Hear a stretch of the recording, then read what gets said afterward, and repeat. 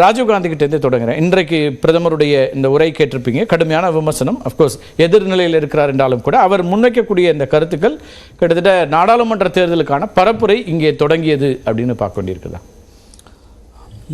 அவர் of course அரசு எந்திரங்களை பயன்படுத்தி அரசு விழாக்களில் அரசியல் பேசுவது ஒன்று மோடிக்கு ஒன்று புதிதல்ல. அப்படி தேர்தல் நிகழ்ச்சியில் தேர்தல் பிரச்சாரங்களை பல இடங்களில் மோடி ஆரம்பிச்சிட்டார். இன்றைக்கி ஒரு கட்சி நிகழ்ச்சி பிரச்சாரம் செஞ்சுருக்காரு. அது ஒன்று வியக்க தேவையில்லை. ஆனால் அவர் பேசிய விஷயங்கள் இருக்கு இல்லைவா, அதுதான் எனக்கு தெரிந்து ஆடு நினைக்கிறது ஓனாய் கவலைப்பட்டிருக்கிறதையா ஆடு பகை குட்டி உறவு என்பது போல் அதிமுக பற்றி மோடி கவலைப்பட்டிருக்கார். கடந்த கால வரலாறு மோடிக்கு தெரிய வாய்ப்பு இல்லையா, இல்லை அவர் சொல்ல மறுக்கிறான்னு தெரில. வாஜ்பாய் அரசு பொறுப்பேற்ற முன்பு 13 நாள் ஆட்சியை கலாச்சார மரியாதைக்குரிய சில ஜெயலலிதா அவர்கள் வாஜ்பாய் 13 மாதத்தில் ஆட்சியை கலைச்சாங்க. நான் சிறையில் இருந்தது போல் உணர்ந்தேன் ஒன்று வாஜ்பாய் சொன்னார்.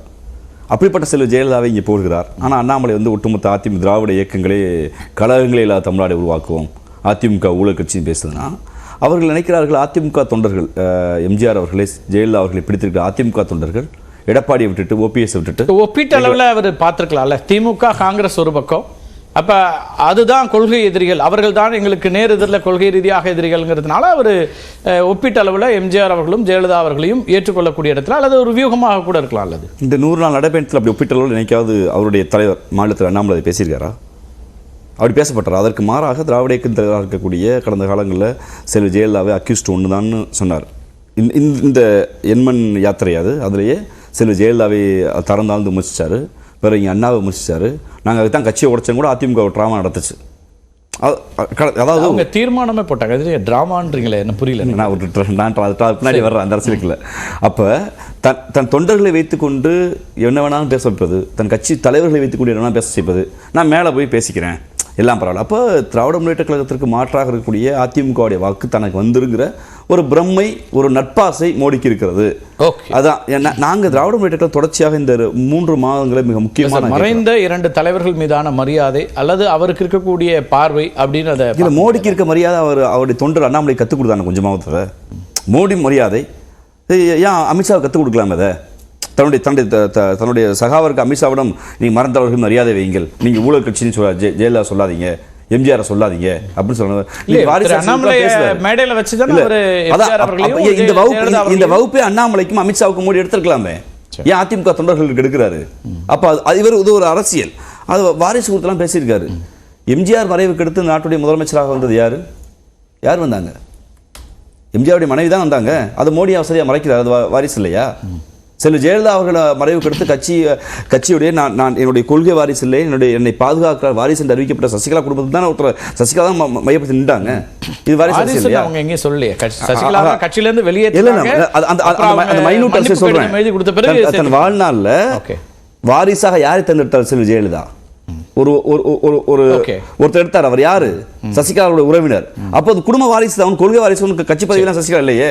அப்படி வாரிசு பேசுறதுக்கு என்ன அருகதை இருக்குது? நாங்க திராவிட முன்னேற்ற தொடர்ச்சியாக ஒன்றிய அரசு கோரிக்கை வைத்துட்டே வருது. நீ பேசியிருக்காரு அயோத்தியாவும் ராமேஸ்வரம் ஒண்ணுங்கிறது.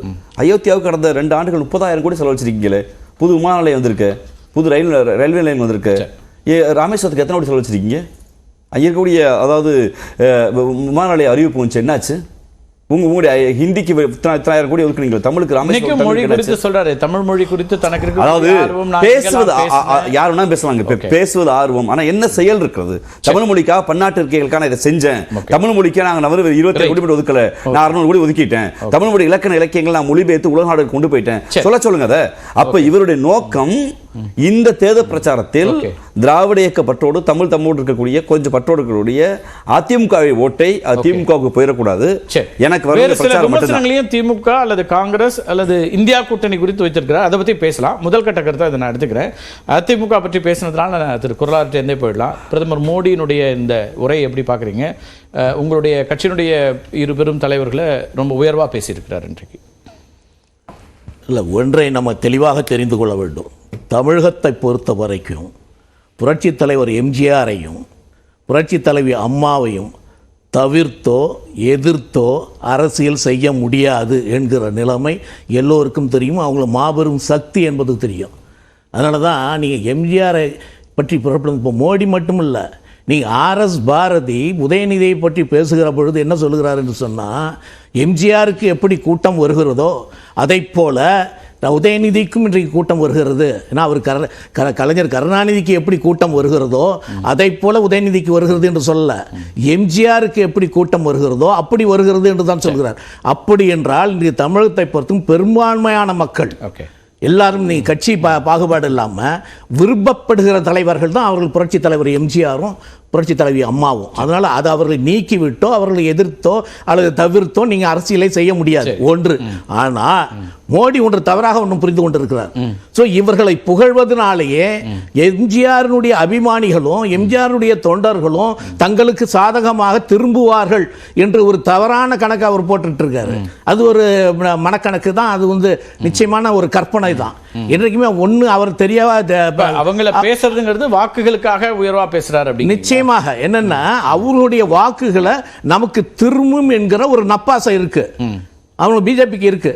ஸோ அதனால அதிமுகவினுடைய வாக்குகளை நம் பக்கம் திருப்ப முடியுமோ, அப்படி அவருடைய எம்ஜிஆரை புகழ்ந்தாலும் புரட்சி தலைவி அம்மாவை புகழ்ந்தாலும் அப்படிப்பட்டவர்கள் நம் பக்கம் திரும்பார்களோ என்கிற எண்ணம் அவர்கள் இருக்கு. அது ஒரு அதிமுகவுக்கு ஒரு ஒரு செக் பாயிண்டா இல்லைன்னா அது ஒரு நெருக்கடியா மாறுதா? பிரதமர் வரைக்கும் அவங்க பேசுறாங்க, இப்போ அதிமுக தொண்டர்கள் அதுல வந்து அந்த பக்கம் போறதோ அல்லது பாஜகவை தங்களுக்கான கட்சியாக பார்க்கறதுக்கான வாய்ப்பு இருக்கா, அல்லது அதற்கான ஒரு வியூகமா அவர் வைக்கிறார்?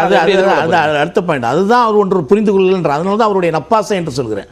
புரட்சி தலைவர் ஆரம்பித்த கட்சியில் இருக்கிற தொண்டர்களும் சரி அவர்களுடைய அபிமானிகளும் சரி எந்த காலகட்டத்திலும் அந்த கட்சியை விட்டு வேறு கட்சிக்கு போக மாட்டார்கள். தொண்டர்களும் அபிமானிகளும் அவர்கள் அதனுடைய கட்சியினோட தங்களை ஐக்கியமாக்கி கொண்டிருக்கிறார்கள். அதனால் இறுதி வரை அவர்கள் அதனால தான் இவ்வளவு தலைவர்கள் போனால் கூட அந்த தொண்டர்கள் இன்னைக்கு 1.5 கோடி தொண்டர்கள் இருந்தவர்கள் இங்கே 2 கோடி தொண்டர்களாக இருக்காங்க, இன்னும் 2.5 கோடி தொண்டர்களாக விரைவில் மாறுவார்கள் என்கிற ஒரு நிலை இருக்கிற பொழுது இவர்கள் போய் நீங்க திராவிட கட்சிகளை எதிர்க்கின்ற பிஜேபியோடு தொண்டர்கள் அவர்கள் மாற்றி அவர்களுக்கு ஓட்டு போடுவார்கள் என்பது வந்து பகல் கனவு. அதனால அது நிச்சயமாக நடக்காது. ஸோ அதனால அதை சரியாக புரிந்து கொள்ளவில்லை. அதனால தான் இவர் அண்ணாமலை இப்ப இன்னொன்னு சொல்றாங்க. சார், அவரு மறைந்த தலைவர்களை பற்றி உயர்வா பேசுவது என்பதை அவர் எல்லா மேடைகளும் வச்சிருக்காரு. கடந்த முறை விஜயகாந்த் அவர்கள் குறித்து உயர்வா பேசினாரு, அவருக்காக கடிதமே எழுதினாரு, கட்டுரை எழுதினாரு. அதுபோல எம்ஜிஆர் அவர்களையும் ஜெயலலிதா அவர்களையும் இங்க வந்து உயர்வா பேசுகிறார் அப்படின்னு அதை நீங்க பார்க்கலையா? இல்ல அப்படி பல காலகட்டங்களில் அவர் பேசியிருக்கிறார். தமிழை பற்றி அதிகமாக பேசியிருக்கிறார், திருக்குறளை பற்றி அதிகமாக பேசுகிறார். அதெல்லாம் நாங்கள் வரவேற்கிறோம். ஆனால் இன்றைக்கு சூழ்நிலை இன்றைக்கு என்னன்னா தேர்தல் வருகிறது. சரி, தேர்தல் சூழ்நிலையில் தேர்தல் நேரத்தில் ஜெயலலிதா அவர்களையும் எம்ஜிஆர் அவர்களையும் வாக்குகளுக்காக குறிப்பிட்டு இந்த கூட்டத்தில் அவர் பேசுகிற காரணம் என்னன்னா இதுதாகத்தான் இருக்க முடியும். அதனால இந்த இடத்துல வந்து அவங்க நேரடியாக எந்த இடத்துலையும் எம்ஜிஆருடைய அரசியலை நாங்கள் மேற்கொள்கிறோம் அல்லது ஜெயலலிதா அவர்களுடைய அரசியலை நாங்கள் மேற்கொள்கிறோம், எங்களுக்கு வாக்களியுங்கள் அப்படிங்கிற மாதிரி எந்த அப்பீலும் வைக்கலையா? அவர் பொதுவா 2 தலைவர்களை பற்றி உயர்வா சொல்றாரு. அதையே நீங்க ரொம்ப இன்செக்யூர்டா பாக்குறீங்களா? அப்படி பார்க்க வேண்டியிருக்குமா? அதில் இன்செக்யூர்டா கிடையாது. அதாவது என்னைக்குமே உங்களுக்கு தொண்டர்களுடைய சாதாரண மனப்பான்மை மக்களுடைய மனப்பான்மை என்ன இருக்குன்னா, நம்ம ஒரு நியூட்ரலாக இருக்காங்கன்னு வச்சுங்க. ஸோ அவங்க இப்போ எம்ஜிஆருடைய அபிமானிகளாக இருக்கிறாங்க அல்லது புரட்சி தலைவி அம்மாவுடைய அபிமானிகளாக இருக்கிறார்கள். அவர்கள் என்ன நினைப்பாங்கன்னா, ஸோ அவரும் எம்ஜிஆருக்கு எதிரானவர் அல்ல, புரட்சி தலைவிக்கு எதிரானவர் அல்ல. ஸோ அதனால நாம் அவர்களுக்கு அவர்கள் ஒரு வாய்ப்பு கொடுக்கலாமே என்று அவர்கள் ஒரு கணக்கு போடலாம் என்கிற ஒரு நினைப்பு அவருக்கு உருவாகி இருக்கலாம். எங்களுக்கு இல்ல, அவருக்கு உருவாகி இருக்கிறது தவிர எங்களை பொறுத்த வரைக்கும் அனைத்து இந்திய அண்ணா திராவிட முன்னேற்ற கழகத்தினுடைய தொண்டர்களும் சரி அபிமானிகளும் சரி எந்த காலகட்டத்திலும் சரி இதனால மாறியோ அவர் வேறு பக்கமோ போவதற்கான வாய்ப்பை நிச்சயமாக கிடையாது. அதை உணவு இந்த வாரிசு மட்டும் சொல்லுகிறேன். ஜானகி அம்மாள் ஒரு வாரிசாக அவர்கள் வரல. அன்றைக்கு சூழ்நிலையில் உடனடியாக அவர்கள் தொண்டர்கள் ஏத்துக்கல.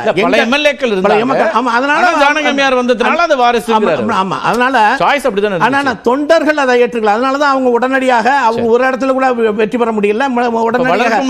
தொண்டர்கள் ஏற்கல. அதுக்கப்புறம் அதே போலதான் சுதாகரிக்கும் அவருக்கு எந்தெந்த பதவியும் கொடுக்கல. அவர்கள் கட்சியை பொறுத்த வரைக்கும் வாரிசாக கொடுக்கல. அவங்கள வாரிசு நிறைய பாயிண்ட் இருக்கும், அதை விவாதிக்கலாம். நான் வேற அது இன்னொரு பக்கம் போயிடும்.